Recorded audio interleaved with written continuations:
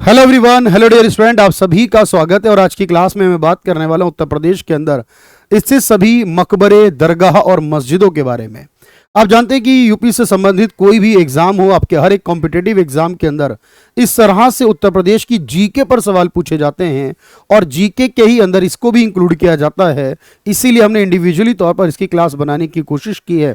Hopefully आपके पास जो content available होगा वो बेस्ट होगा और एग्जाम में जो सवाल लगातार बार बार पूछे जाते हैं उन्हीं पॉइंट को मैंने यहां पर कवर किया है। तो चलिए आज की इस वीडियो पर बात कर लेते हैं जल्दी से क्या कुछ खास होगा। सबसे पहले हम बात कर लेते हैं कुछ प्रमुख मस्जिदों के बारे में, जिसमें पहला नाम आता है आलमगीर या औरंगजेब मस्जिद। आप जानते हैं कि इस मस्जिद का निर्माण कार्य किया गया है और इसका नाम रखा गया है, देखो, आलमगीर या औरंगजेब मस्जिद। ये मस्जिद जो है पंचगंगा घाट के ऊपर यानी कि वाराणसी में स्थित, याद रखना, पंचगंगा घाट जो है वहां पर है, एक प्रमुख स्थल पर बनाई गई है औरंगजेब के द्वारा। वाराणसी में देखो जब यहां पर विजय प्राप्त की थी उसके बाद यहां पर एक बिंदु माधव मंदिर है, उसको नष्ट किया गया और उसके स्थान पर एक मस्जिद का निर्माण किया गया। यह बात आपको याद रखनी है, कहां पर होगा? वाराणसी में होगा।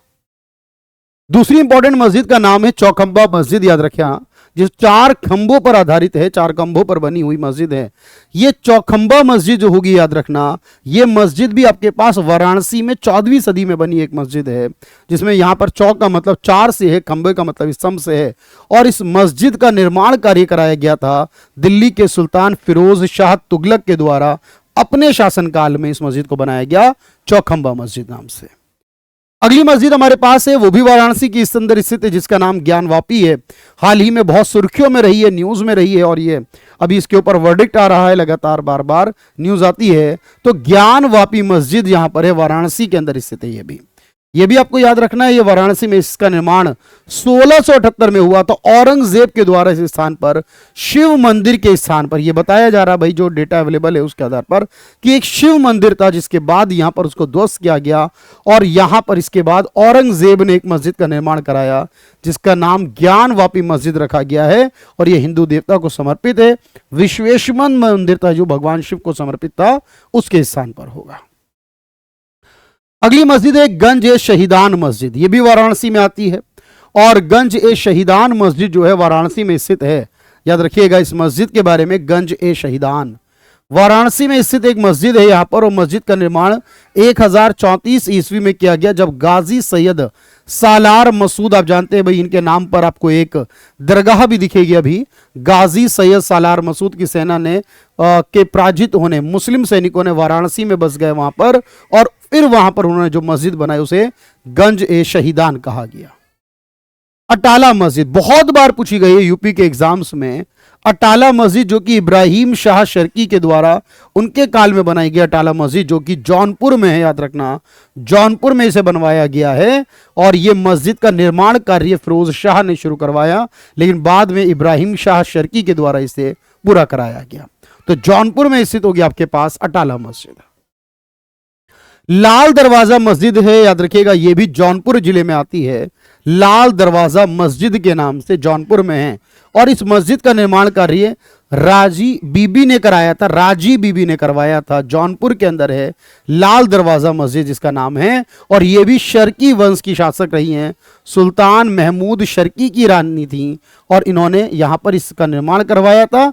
सुल्तान महमूद शर्की की रानी थी जो राजी बीबी के नाम से। तो ये मस्जिद कहां पर है? जौनपुर के अंदर होगी।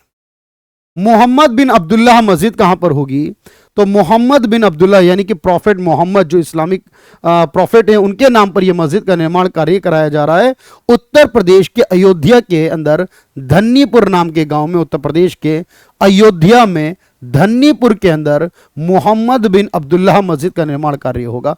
यह एक्चुअली बाबरी मस्जिद के बदले में दी गई जगह है जहां पर इस मस्जिद का निर्माण कार्य किया जाएगा, धन्नीपुर में।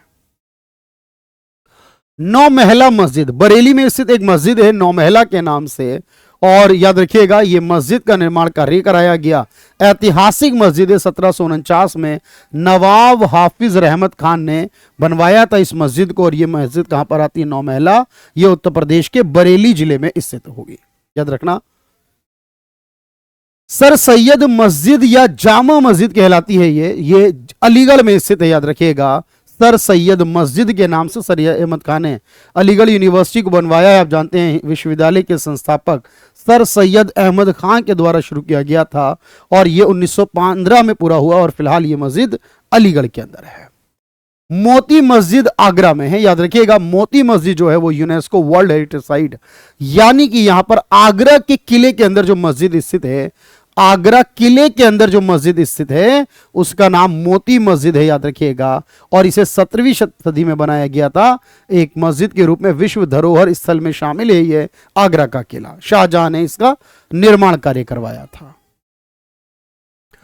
आसफी मस्जिद या आसफी इमाम बाड़ा, ये आप जानते हैं लखनऊ में है और याद रखें भाई आसफी इमाम बाड़ा जिसे नवाब आसफ उद्दौला ने बनवाया था 1784 में। नवाब आसफ उद्दौला ने इसे 1784 में बनवाया था 1 करोड़ की उस समय की लागत में। इसे आसफी इमाम बाड़ा या बड़ा इमाम बाड़ा भी कहते हैं। तो याद रखेंगे भाई ये कहां पर होगा, लखनऊ में होगा। शाही ईदगाह मस्जिद है मथुरा के अंदर, अभी इसको लेकर भी विवाद चल रहा है, कृष्ण जन्मभूमि है ये या ये एक मस्जिद है। तो मथुरा में शाही ईदगाह मस्जिद है और ये कृष्ण जन्म स्थान पर बनाई गई है ऐसा बताया जाता है भाई। और कृष्ण जी का जन्म स्थान जो हुआ है, भगवान श्री कृष्ण का जन्म हुआ है जहां पर, इसका निर्माण किया गया था मुगल सम्राट औरंगजेब के शासनकाल में।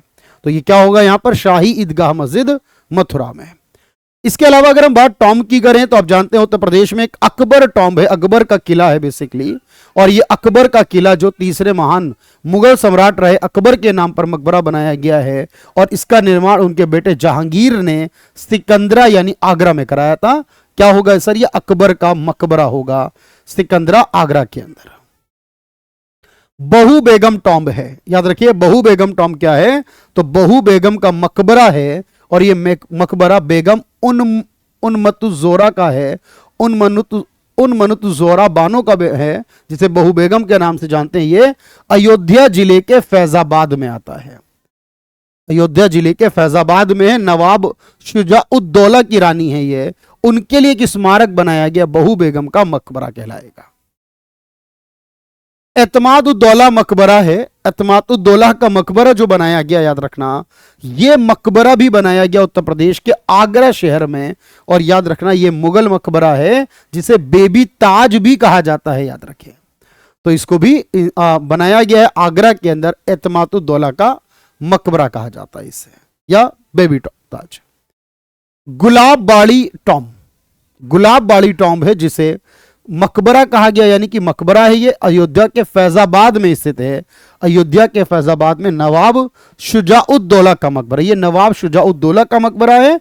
और इससे पहले मैंने बताया बहू बेगम जो मकबरा है वो इन्हीं की रानी का मकबरा है, शुजा-उद-दौला का मकबरा फैजाबाद अयोध्या में होगा।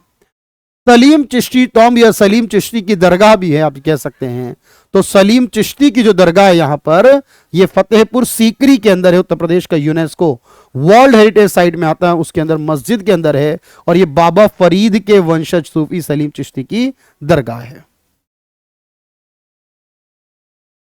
मरियम टॉम्ब, मरियम मकबरा है और ये मरियम मकबरा जो है मरियम उस जमानी का मकबरा है और ये एक्चुअली जोधा भाई जिन्हें कहा जाता है। और ये मकबरा एक्चुअली आगरा के अंदर ही स्थित है, यहां पर याद रखना जोधा भाई के नाम से जाना जाता है। मुगल सम्राट अकबर की पत्नी रही और उनके बेटे जहांगीर ने इसको बनाया और ये भी आगरा सिकंदरा के अंदर अकबर का जो किला है उसी के अंदर स्थित है, अकबर टॉम्ब के अंदर। नजीब-उद-दौला मकबरा, नजीब-उद-दौला मकबरा जो है वो याद रखना ये मकबरा नजीब-उद-दौला का है और ये 17वीं शताब्दी का है। जो मुगल कमांडर अफगान रोहिल्ला प्रमुख रहे नजीब-उद-दौला का है और ये बनवाया गया था नजीबाबाद के अंदर, जो बिजनौर और कोटद्वार जिले के अंदर एक जगह पड़ती है जिसका नाम है नजीबाबाद। एक्चुअली ये नजीबाबाद जो है वो नजीब-उद-दौला के नाम पर ही रखा गया था। ताजमहल, आप जानते हैं ये भी अपने आप में एक स्मारक है, टॉम्ब ही है, क्योंकि यहां पर भी आप देखें कि भाई यहां पर भी कब्र हैं। और ये ताजमहल आगरा में यमुना नदी के दाहिनी किनारे पर है, सफेद संगमरमर का बना मकबरा है, याद रखना ताजमहल में यमुना नदी के किनारे पर। और ये भी याद रखना शाहजहां के द्वारा उनकी पत्नी मुमताज महल के लिए कब्र भी है उनकी, साथ में उनके लिए बनाया गया था और इन दोनों की कब्रें यहां पर मौजूद हैं। इसके अलावा संत वारिस अली शाह जी की दरगाह है यहां पर उत्तर प्रदेश में। तो जो सूफी संत रहे हैं वारिस अली शाह जी, उनकी बाराबंकी के देवा में इनकी दरगाह है, वो याद रखना है, बस इतना इंपॉर्टेंट रहेगा आपको। ये कहां पर है? ये देवा में है, बाराबंकी के अंदर आती है। यहां पर है सालार मसूद गाजी की दरगाह है। सालार मसूद गाजी की जो दरगाह है वो बहराइच में होगी, याद रखिएगा। उत्तर प्रदेश के बहराइच के अंदर यहां पर एक दरगाह आती है, सालार गाजी मसूद की दरगाह होगी। इसी तरह से याद रखिएगा शाह मीना दरगाह है। शाह मीना की जो दरगाह है वो लखनऊ में है। शेख कवामुद्दीन और उनके शिष्य शाह मीना, इन दोनों की जो दरगाह हैं वो यहां पर आती हैं लखनऊ में, और ये अब लखनऊ के एक मेडिकल कॉलेज के अंदर आती हैं शाह मीना दरगाह। किचोछा शरीफ दरगाह भी है उत्तर प्रदेश में, याद रखना।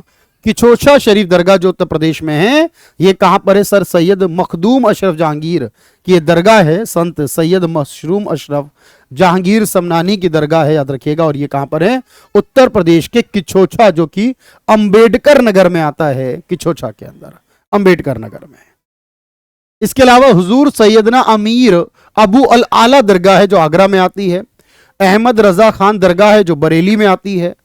पीर मुबारक शाह की दरगाह जो महोबा में जिले में आती है।